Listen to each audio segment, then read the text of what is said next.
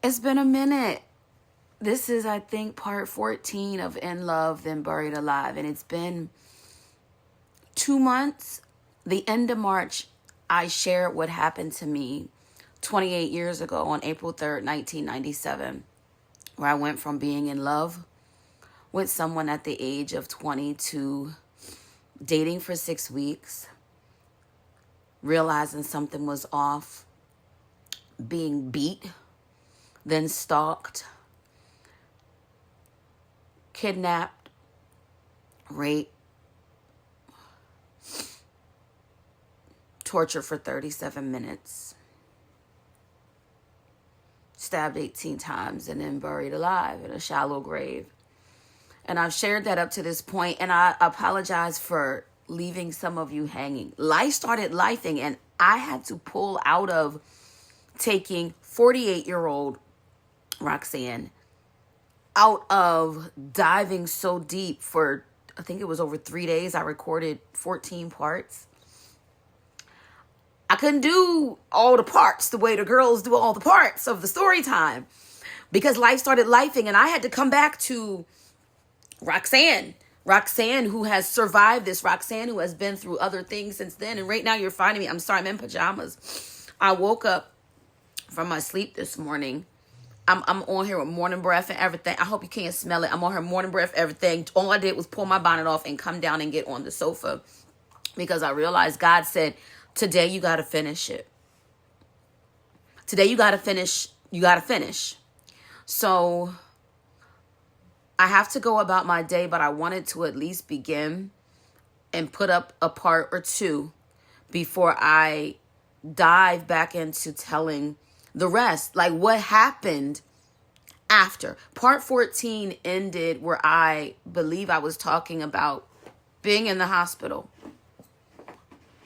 after the men found me naked in the street.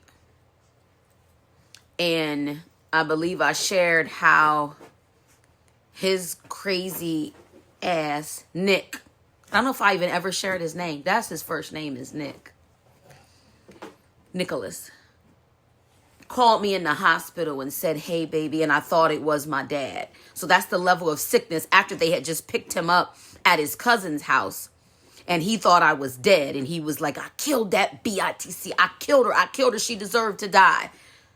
He thought I was dead. That's important for you to remember when I share with you how this ended in terms of the legality and what kind of time he received. So y'all know throughout this, I had my little handy dandy folder guiding me back through because it's where I told the events. And I'm going to get that out. I'm going to get that back out. But I want to, before it's just kind of recall, it's a rainy day. It's crazy how God works. And just was like, he's been saying, I've known that I need to come back and finish this, but it wasn't until in my sleep that it came over me like, you got to finish it now. You can finish it now. There's certain things in my life leveling out, and it's like, you can finish it now because, to be honest, I don't know. As I started the story out one way, I was strong. And then, not that I got sad, but when I started remembering what 20-year-old me went through and thinking about my daughter who's 22, going to be 23 soon, like, I could never imagine her going through that. And then thinking about how it's shaped me, who it's made me into. I don't know the tears that are about to come, what that's from. I think it's me like, wow, I went through that. I'm sad for me, but I do know that it's made me strong. It's made me who I am. But thinking about going through it and remembering who I was as a 20-year-old is still a lot. It's still a lot. So bear with me.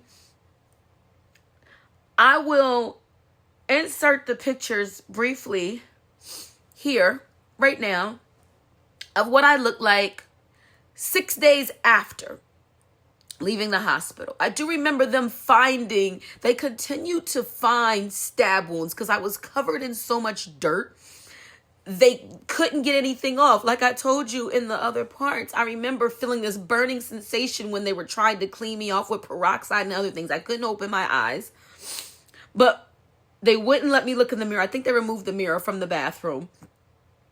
I remember the guy I was dating at the time coming to see me and then stopped once I got back to Pennsylvania, returning my calls. He didn't want to have anything to do with me. So going from, I'm thinking of that level of rejection and what it did to me, because a lot of you are probably thinking she probably never dated again. No, to the contrary. I continued dating, but we'll get to that. But this is what I looked like 6 days after the attack. This was 6 days after the attack here. Now, I don't remember how I got back to Pennsylvania. Yes, my mother was there. My cousin, who was like a sister to me, was there. And when my mom tells the story, because that's an interesting perspective, that when it becomes a book or a movie, that can be told, because my mom tells me, like, they didn't know how to get to me. We're going back to 1997. You know, we couldn't like do the map thing and the ways and the different thing. But she said they just remember. She only remembers driving. My cousin came and got her. My mom worked for the state and they figured it out. I think they stopped at different hospitals before they got there. They figured it out. And that's why they didn't make it to me until it was late at night. But I don't remember, like, it's all a blur. I don't remember leaving the hospital. I remember when I was able to regain my ability to walk and my eyes were opening more, but I don't remember the drive back to Penn. I don't remember any of that. But what I do remember were the people in my family that were there and things that they said that have stuck with me. And I'm going to ask you not to judge my daddy. Rest in peace, Daddy. My dad passed in 2021. And if you've been watching this series, I told you how my dad raised me to be tough. My dad was a fighter and taught us how to fight in all kind of ways. And my dad looked at me, and you can still see the scar here on my forehead. You know, the scars are still there. The slit on my, oh, that's fading good. That one's fading really good. My lip, where he cut my lip. You can still see these 28-year-old scars. But my dad said to me, why'd you let him mess up your face? That has stuck with me for 28 years, because this is 28 years old. You know, my eyes were still not all the way open, really bloodshot red. He had cut my hair. You know, you've seen the pictures. Why'd you let him mess up your face? My dad just didn't know what to say, because he was helpless as a man who couldn't get to him. And what I understand now is that they was trying to get to him. He was locked up in Pennsylvania, but you know how family be set up in the network, and they was trying to get to him. I remember my aunties. This is very important. My mom has 9 sisters. I remember my aunt that said to me, you have a gift. This left you with a gift. She's right. When you see the white light on the other side and you think you are gone, I didn't know it then. I know it now. I've embraced it over recent years. You're left with a gift. And my godmother said, I would call it, how would she say it? Because I would refer to it as the accident or the day I was supposed to die. And she didn't like that I said that.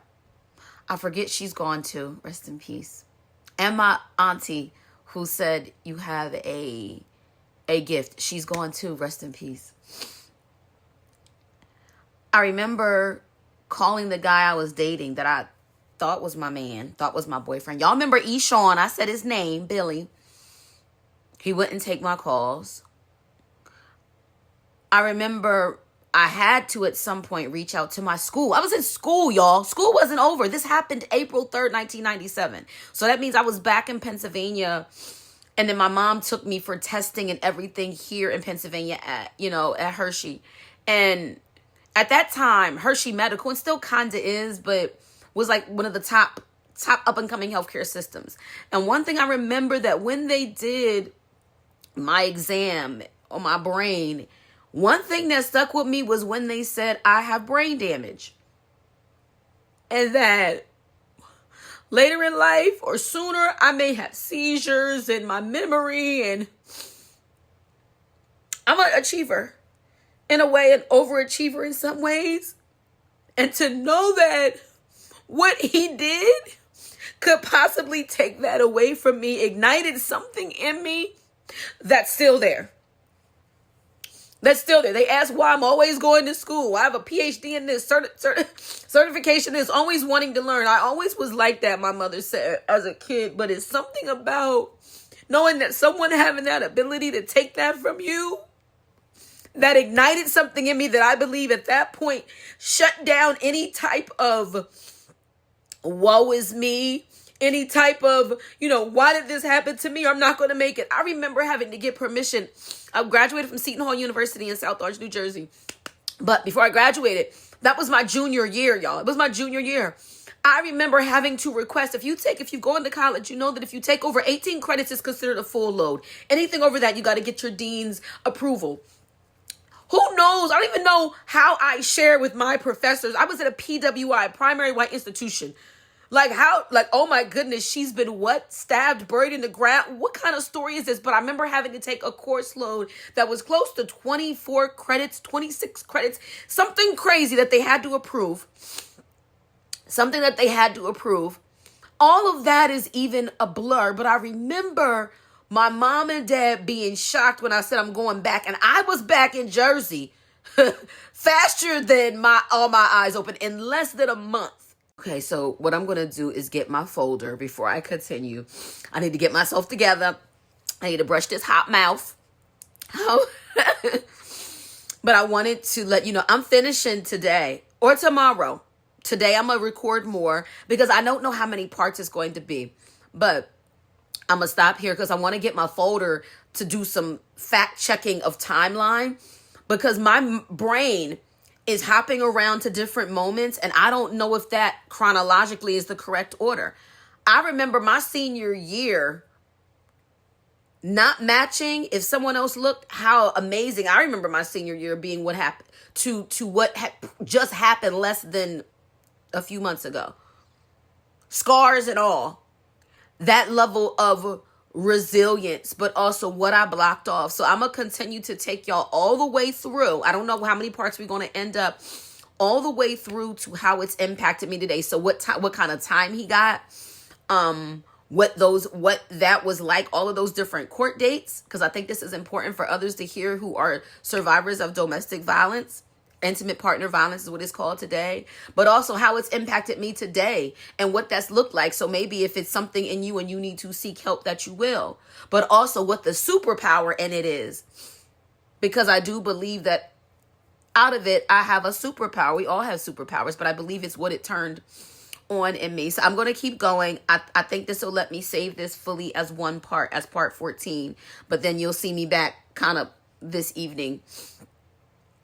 I'll be put together out of my pajamas and ready to dive. But thank you for giving me grace. Thank you for listening to my story. Thank you for giving me the break that I needed before I got back in the time machine and jumped back into 1997. I didn't realize how hard it was to go back and then to bring myself back to the future, back to the present, to deal with life, and then to think I was going to hop back on and just tell y'all the story. Mentally, I couldn't do that shift, but now I'm able to. So thank you.